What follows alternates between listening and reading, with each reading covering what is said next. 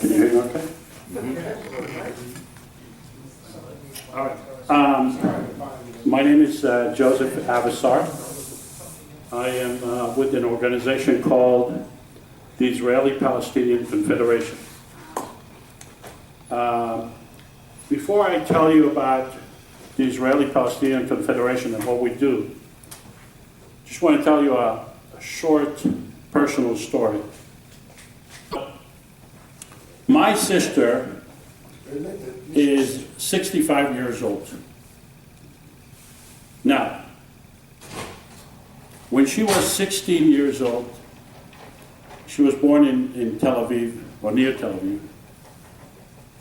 She was a teenager, 16 years old. And she went with her girlfriend to the beach in Tel Aviv.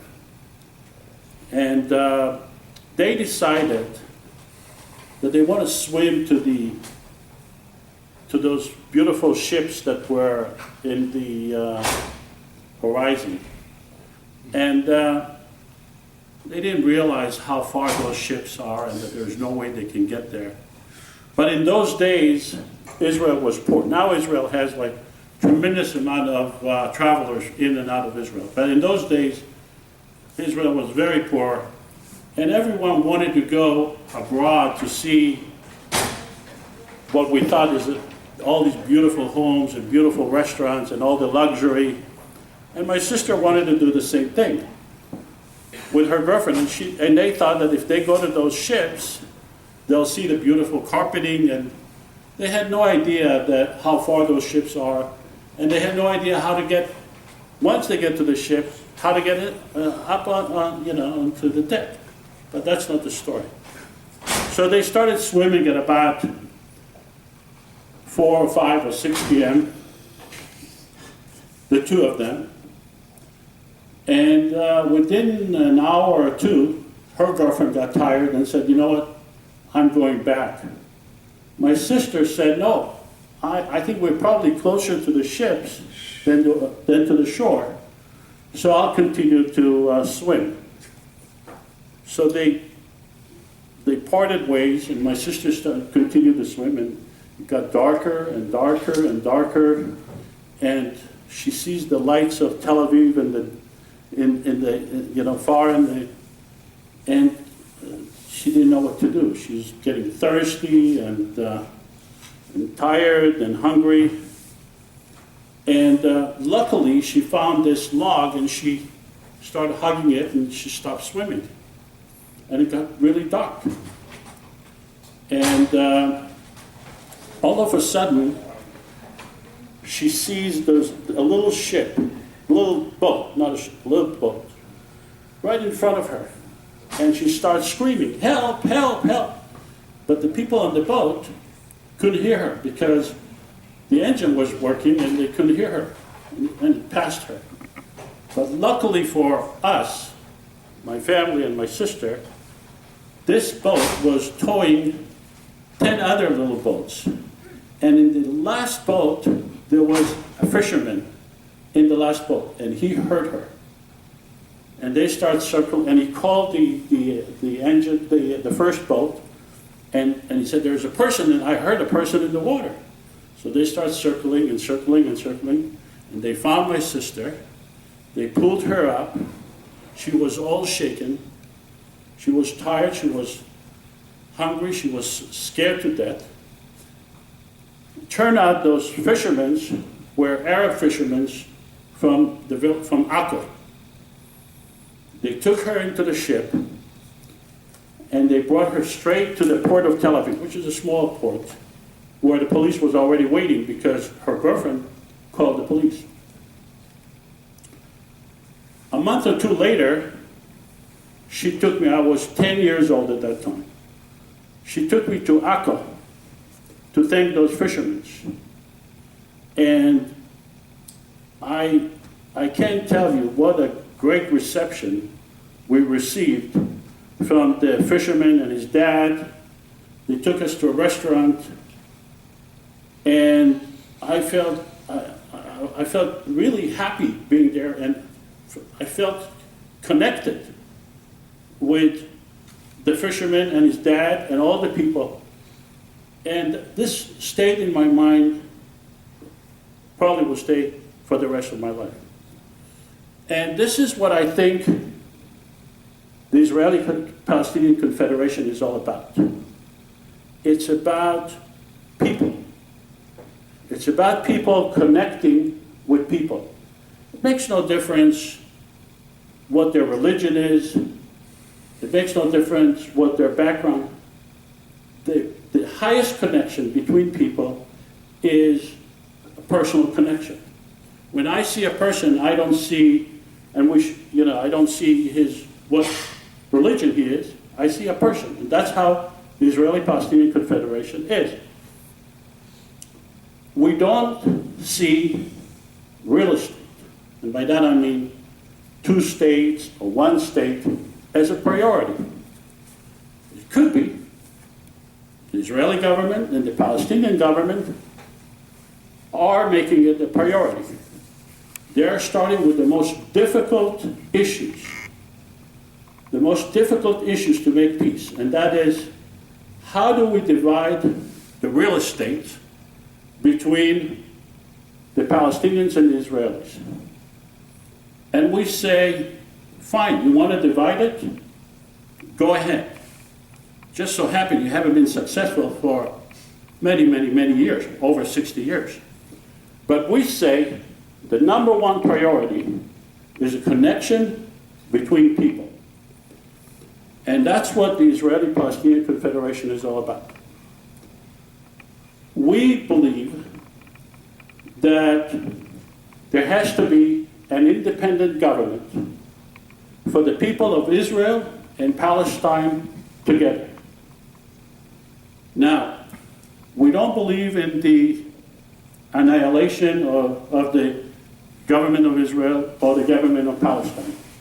We say the Israelis can have their government, the Palestinians will have their government, but there has to be a government for both, for the independent government, for both the people of Israel and the people of Palestine together. And this is what we took up to do.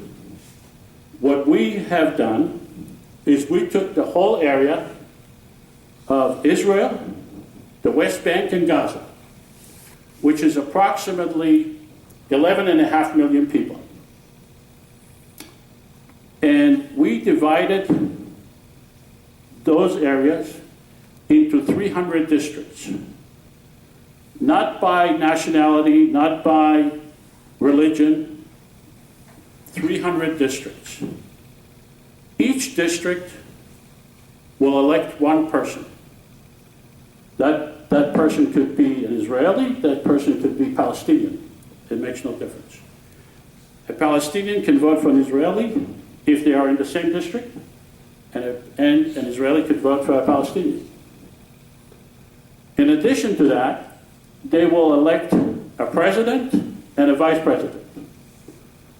The person who gets the most votes will be the president. The person who gets the second amount of votes of the other nationality will be the vice president. And they will rotate every 2 years. We wrote a constitution for the Israeli-Palestinian Confederation. And the elections will take place on December 12, 2012, just like I showed you in that. We already have 600 candidates for parliament, and we have over 100 candidates for president. On September 17, we're going to have a full-page ad in the New York Times, which will pretty much say what's in that little strip of paper I gave you. It would say that on December 12, 2012, the people of Israel and Palestine will elect a government for the people, an independent government for the people of Israel and Palestine. That's generally what the ad is going to say. The elections will start on December 12, 2012, It will all be over the internet. And then the election will take place from December 12th until December 31st. We believe that the ad in the New York Times and the heavy advertising that we will have starting September 27, we have been advertising in Israel and the West Bank and Gaza. We have been advertising heavily, but right now we are focusing more on the New York Times ad. So as of December 27th, we will be starting to advertise very, very heavily in Israel, the West Bank and Gaza, with the purpose of getting 1,500 candidates, because we have 300 districts. Each district will have at least 5 candidates. We don't really need more candidates for president, but we're not going to close it, obviously. And the elections will end on December 31st, 2012. So I told Ruth I'm going to keep it short because when I sit there, I like to ask questions, and I'm sure you want to ask questions. So this is the basic idea, and I'm opening myself to questions. Yes, sir. You said that there are 100 candidates for president now? Correct. I believe 107. I was wondering if you were to have each district have 5 candidates, and there was a vote of those 5 candidates, it would seem like it's easier for a person who was in the district to learn about 5 candidates versus those 300 districts trying to understand 107 candidates to figure out who they're going to vote for. So I was just curious. I agree. Actually, we're getting more candidates than we anticipated. Yeah. This is, the train has already left the station. So we cannot make any changes to the Constitution. We cannot make any changes, programming changes. We spend a lot of hours, a lot of time. We had an election in California for governor. We had, I believe, 3,000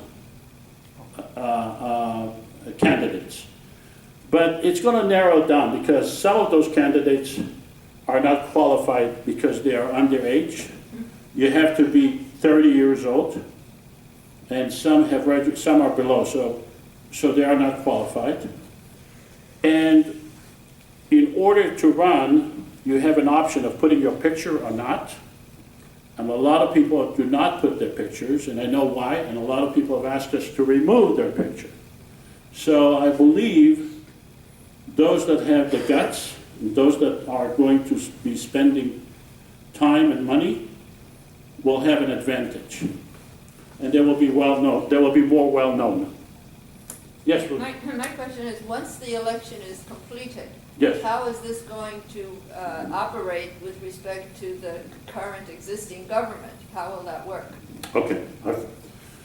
In order for the Parliament to pass law, you need 55% of the Israeli Parliament members to vote yes, and you need 55% of the Palestinian Parliament member to vote yes. Then you go to the Israeli government and the Palestinian government, the Israeli Knesset and the Palestinian Parliament, and you give them a veto power over the legislation. If they veto the legislation, it's not law. If they do not veto the legislation, then it is law. That's how the mechanism is. Are all those candidates running for president, or are they running for the district representative? No, we have 600 running for parliament from a district. Yeah. So, like for instance in Gaza, we were told, oh, in Gaza no one is going to run. Now, guess what? The most candidates we have are from Gaza. Yeah, but So in Gaza, we have over 100 candidates. How many candidates are running for president and for vice Over president? 107. So how do you figure you can reduce that to a significant democratic result? We cannot reduce it. It's going to increase. Part of the Constitution. I mean, you come up with, if somebody has a large vote out of 100 candidates, he may have 10%. That's about, out of, instead of being 1%, it's 10%. So he has 10 times as much as a popular vote. Yeah, but that's not democratic. You know what I mean? Well, You want everybody. the parliament has the power under the current constitution. The parliament has the power to amend the constitution once they are elected. Okay. What they could do is decide that the elections for president are really not representative, they are too diluted, and therefore they wish to have a second election between those that got the most votes, or to open it up again. But our purpose is to get the idea across. That's more important to us, is to get the idea of an Israeli-Palestinian independent government. That's the most important thing as far as we are concerned. Yes? How did you convince the powers that be to accept this confederation? You mean the Israeli and the Palestinian government? You will convince them, because if the parliament passes legislation that is meaningful, that is going to bring peace, and it resonates in Israel and all over the world, it's going to be very difficult for the Israeli government or the Palestinian government to dismiss it. That's what we're really talking about. They could poo-poo the whole idea, and they could dismiss the whole idea, but if there is enough public pressure, and then they would not be able. For example, what we have done several years ago, we have done an Israeli-Palestinian Confederation mock legislation on Facebook. So we had Israeli parliament members, Palestinian parliament members, an Israeli prime minister, Palestinian president, and we had a Hamas leader. Actually, he's from Orange County. I was hoping that he'll be here. And we had a U.S. president, all mock. And we proposed legislation. First legislation we passed was to teach tolerance to the Israeli and the Palestinian. And the legislation said that in Israeli and Palestinian school, they each have to teach the other people's history. And they have to allow a professor or a teacher from the other nationality to come and teach. Now, what government is going to say, we're against it? If they will be completely exposed as a non-peace, whatever the word is, I forgot. The next legislation, we were able to pass 29 pieces of legislation. The next legislation we passed is we said we will create a joint economic zone between Gaza and Israel. We'll take a 5-mile radius area, and it will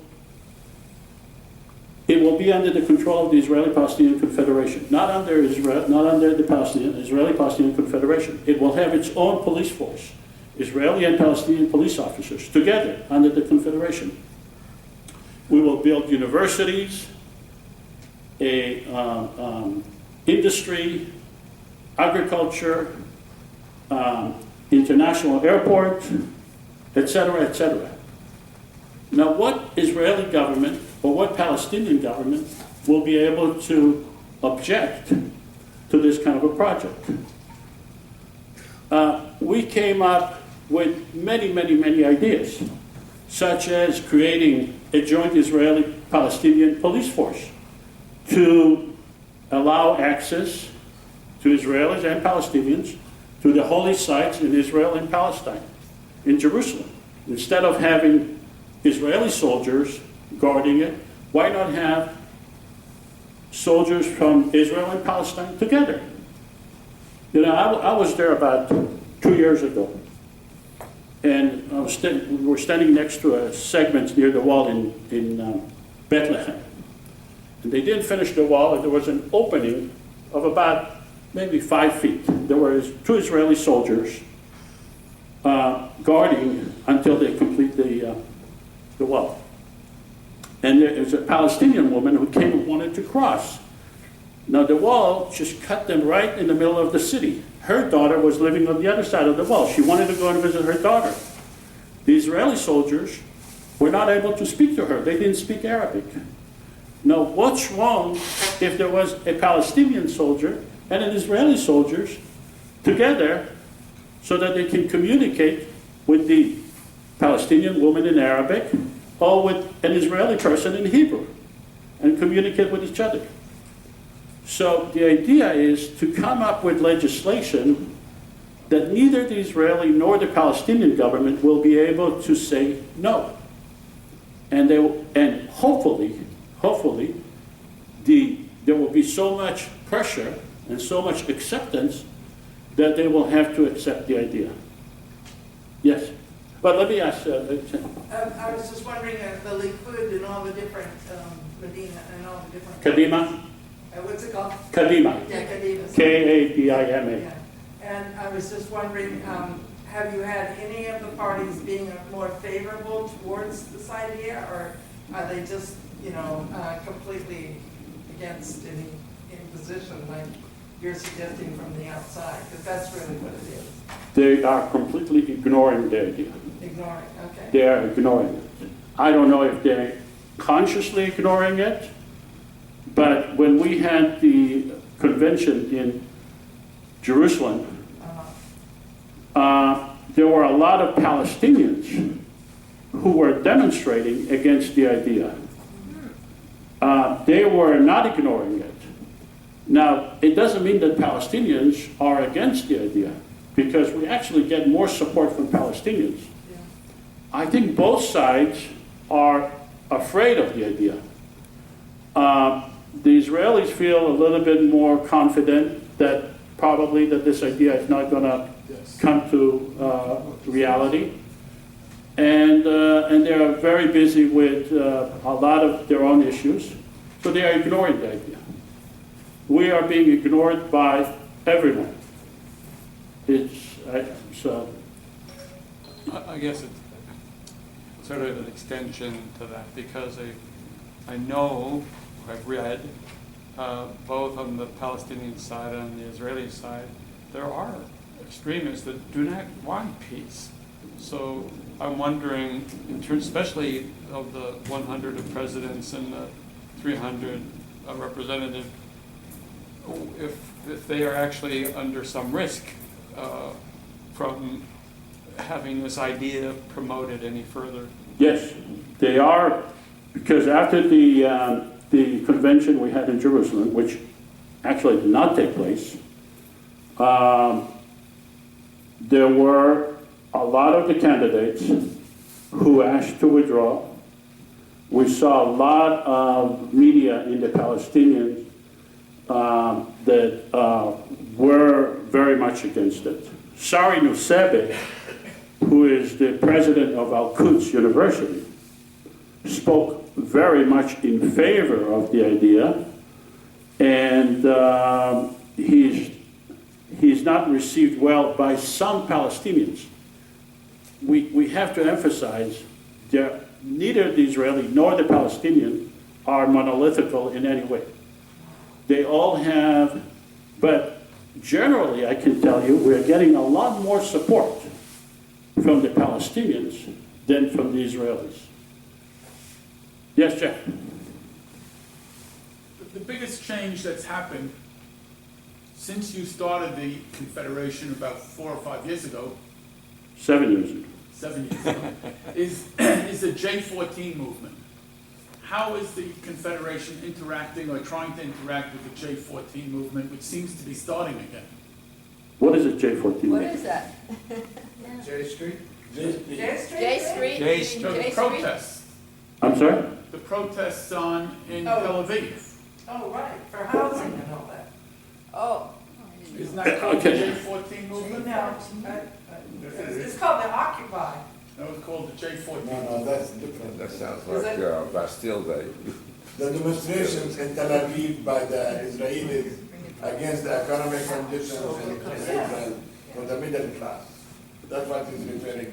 Yeah, yeah, Well, that's- I don't know that that movement is political, and I don't know that they are consciously political, and I don't know if there is a split within that movement regarding political views. But as far as we are concerned, it makes no difference. The Israeli-Palestinian Confederation is an independent government for the people of Israel and Palestine. It's not related, and it's not going to be affected by one movement or another. Yes, Well, actually, I thought that Okay, J14 one movement. moment, please, one moment. Can I borrow this from you? Sure. Yeah. At this, we have another guest here, Yeah, Nava. he was actually calling. I know he was, but we I have a haven't, very simple question. okay. And I know that it's probable that you have an optimistic forecast and maybe a more pessimistic one, but do you have any idea how many votes you would think you're hoping to get on in December, and how would that compare to the number of voters in, let's say, a regular Israeli election? Yeah. the honest answer, I have no idea. It's never been done before. Right. We don't have an Israeli-Palestinian Confederation ever been tried before. The idea is to try to create a political and intellectual movement that would force the issue, and that's why we are putting an ad in the New York Times. We are hoping, may not happen, we are hoping that the intellectuals in America and all over the world would really start asking questions. A, why is it that we did not have peace up to now? B, why is it that we never succeeded in creating 2 states? Why is it that we never created a one state? Are we taking that area for granted? And why not have an alternative? If all these issues come to a flourish, if people actually discuss those issues, then the people in Israel and Palestine will be forced to deal with those questions as well. And hopefully that would accelerate the number of voters and candidates.